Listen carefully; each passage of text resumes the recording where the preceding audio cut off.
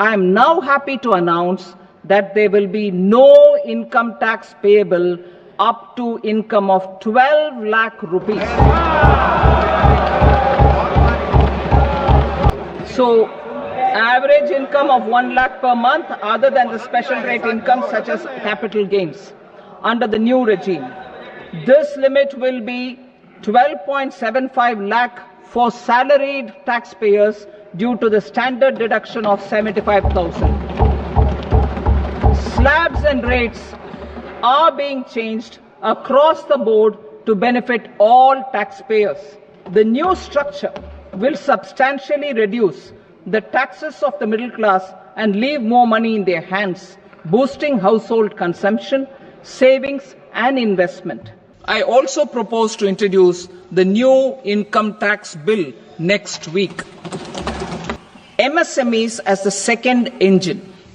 Now I move to MSMEs as the second engine, which encompasses manufacturing and services with a focus on MSMEs numbering 5.7 crores. Currently, over 1 crore registered MSMEs, employing 7.5 crore people and generating 36% of our manufacturing, have come together to position India as a global manufacturing hub. With their quality products, these MSMEs are responsible for 45% of our exports. To help them achieve higher efficiencies of scale, technological upgradation, and better access to capital, the investment and turnover limits for classification of all MSMEs will be enhanced to 2.5 and 2 times respectively. This will give them the confidence to grow and generate employment for our youth. Kisan credit cards facilitate short-term loans for 7.7 crore farmers, fishermen, and dairy farmers. The loan limit under modified interest subvention scheme will be enhanced from 3 lakh rupees to 5 lakh rupees for loans taken through the KCC. Power sector reforms. We will incentivize electricity distribution reforms and augmentation of intra-state transmission capacity by states. This will improve financial health and capacity of electricity companies. Additional borrowing of 0.5% of GSDP will be allowed to states contingent on these reforms. Our government will now launch a 6-year mission for Atmanirbharta in pulses with a special focus on Tuar, Urad and Masoor. Details are in Annexure B. Central agencies such as NAFED and NCCF will be ready to procure these 3 pulses as much as offered during the next 4 years from farmers who register with these agencies and enter into agreements. India Post with 1.5 lakh rural post offices, complemented by the India Post Payment Bank and a vast network of 2.4 lakh Dak Sevaks, will be repositioned to act as a catalyst for the rural economy. Details are at Annexure C. India Post will also be transformed as a large public logistics organization. This will meet the rising needs of Vishwakarmas, new entrepreneurs, women, self-help groups, MSMEs, and the large business organizations. For startups, from 10 crore rupees to 20 crore rupees, with the guarantee fee being moderated to 1% for loans in 27 focus sectors which are important for Atmanirbhar Bharat. And for well-run exporter MSMEs, for term loans up to 20 crore rupees. Jal Jeevan Mission.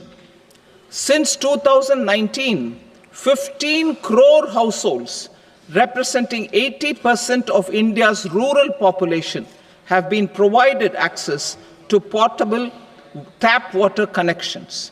To achieve 100% coverage, I am pleased to announce the extension of this mission until 2028 with an enhanced total outlay. The mission's focus will be on the quality of infrastructure and O&M of rural piped water supply schemes through Jan Bhagidari. A separate MOU or separate MOUs will be signed with the states and union territories to ensure sustainability and citizen-centric water services delivery. Tourism for employment-led growth. Top 50 tourist destination sites in the country will be developed in partnership with states through a challenge mode. Land for building key infrastructure will have to be provided by the states. Hotels in these destinations will be included in the infrastructure harmonized list. Electronic goods.